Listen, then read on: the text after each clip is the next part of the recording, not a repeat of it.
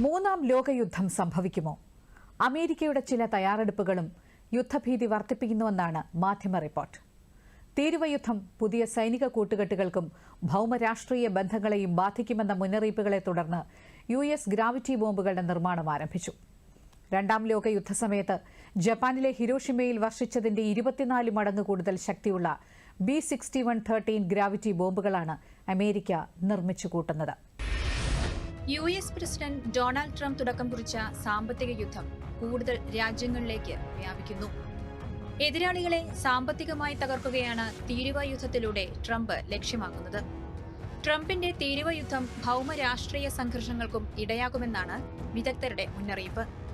തന്റെ ഭരണകാലത്ത് യുദ്ധമുണ്ടാകില്ലെന്ന് പറയുമ്പോഴും ആണവ കരാറിൽ ഒപ്പിട്ടില്ലെങ്കിൽ ഇറാനെ ആക്രമിക്കും, ഗാസ ബലമായി പിടിച്ചെടുക്കും തുടങ്ങി ട്രംപിന്റെ ഭീഷണികളും അനവധിയാണ്.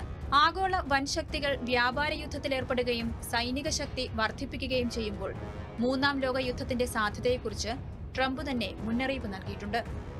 ഈ സാഹചര്യത്തിൽ അമേരിക്ക അവരുടെ ആണവായുധ ശേഖരം വർദ്ധിപ്പിക്കുന്നതിനായുള്ള റിപ്പോർട്ടുകളാണ് പുറത്തുവരുന്നത്. ഗ്രാവിറ്റി ബോംബുകളുടെ നിർമ്മാണം US വേഗത്തിലാക്കി എന്ന് കഴിഞ്ഞ ദിവസം ന്യൂയോർക്ക് ടൈംസ് റിപ്പോർട്ട് ചെയ്തു. ന്യൂ മെക്സിക്കോയിലെ സാന്റിയ നാഷണൽ ലബോറട്ടറിയിലാണ് ഗ്രാവിറ്റി ബോംബുകളുടെ നിർമ്മാണം. B-61-13 എന്നാണ് പുതിയ ആണവ ബോംബിന് നൽകിയിരിക്കുന്ന പേര്.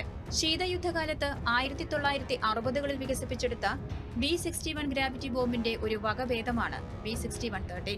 2026 നിർമ്മാണം തുടങ്ങാൻ നിശ്ചയിച്ചിരുന്ന പദ്ധതി നിലവിലെ ആഗോള സംഘർഷം കണക്കിലെടുത്ത് 7 മാസം മുന്നേ ആരംഭിച്ചുവെന്നാണ് US ഡിഫൻസിലെ ഉന്നത ഉദ്യോഗസ്ഥനെ ഉദ്ധരിച്ച് ന്യൂയോർക്ക് ടൈംസ് റിപ്പോർട്ട് ചെയ്യുന്നത്.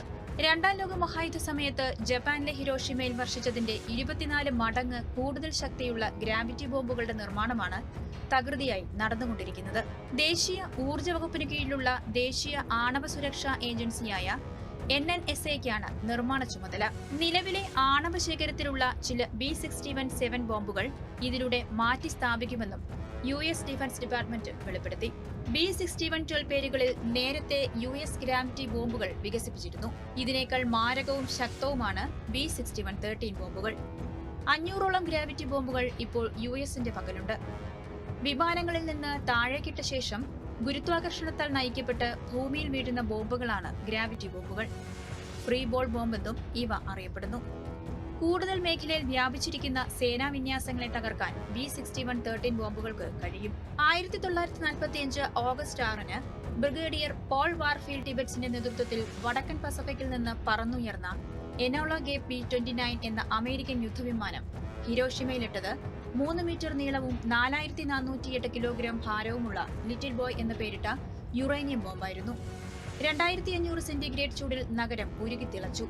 ഹിരോഷിമയിലെ ആണവ ആക്രമണത്തിന്റെ 3-ാം നാൾ നാഗസാക്കിയെ ഫാറ്റ്മാൻ എന്ന പ്ലൂട്ടോണിയം അണുബോംബ് വെന്തുരുക്കി. ഇതായിരുന്നു ലോകത്തെ ആദ്യത്തെ ആണവാക്രമണം. ഹിരോഷിമയിലും നാഗസാക്കിയിലും ആണവ വികിരണം കവർന്നത് ലക്ഷക്കണക്കിന് ജീവനുകളായിരുന്നു. ആണവ വികിരണത്തിൽ മരിച്ചു ജീവിച്ചവരാകട്ടെ അതിലും ഇരട്ടി. ഹിരോഷിമയിൽ പ്രയോഗിക്കപ്പെട്ടത് 15 കിലോ ടൺ ആയിരുന്നു. B-61-13 350 കിലോ ടൺ എന്നാണ് റിപ്പോർട്ടുകൾ സൂചിപ്പിക്കുന്നത്. ഇതിൽ നിന്ന് അമേരിക്ക നിർമ്മിക്കുന്ന പുതിയ ആണവ യുദ്ധത്തിന്റെ പ്രഹരശേഷി എത്രത്തോളം മാരകമെന്ന് വ്യക്തം. B-61-13 ആധുനിക വിമാനങ്ങൾക്ക് വഹിക്കാനാകുമെന്ന പ്രത്യേകതയുമുണ്ട്. മോസ്കോയിൽ ഇത് വർഷിച്ചാൽ മിനിറ്റുകൾക്കുള്ളിൽ 3.5 ലക്ഷത്തോളം ജനങ്ങൾ വെന്തുമരിക്കുമെന്നാണ് വിലയിരുത്തൽ. പരമാവധി 360 കിലോ ടൺ TNT ശക്തിയിൽ B-61-13 ബോംബ് പൊട്ടിത്തെറിക്കുന്ന സ്ഥലത്തിന്റെ 1/2 മൈൽ ചുറ്റളവിലുള്ള എന്തും അഗ്നിഗോളത്താൽ ബാഷ്പീകരിക്കപ്പെടുമെന്നും ന്യൂയോർക്ക് ടൈംസിൽ പ്രസിദ്ധീകരിച്ച റിപ്പോർട്ടിൽ പറയുന്നു. കെട്ടിടങ്ങൾ തകർക്കുകയും 1 മൈലിനുള്ളിൽ എല്ലാ ജീവജാലങ്ങളെയും കൊന്നൊടുക്കുകയും ചെയ്യും.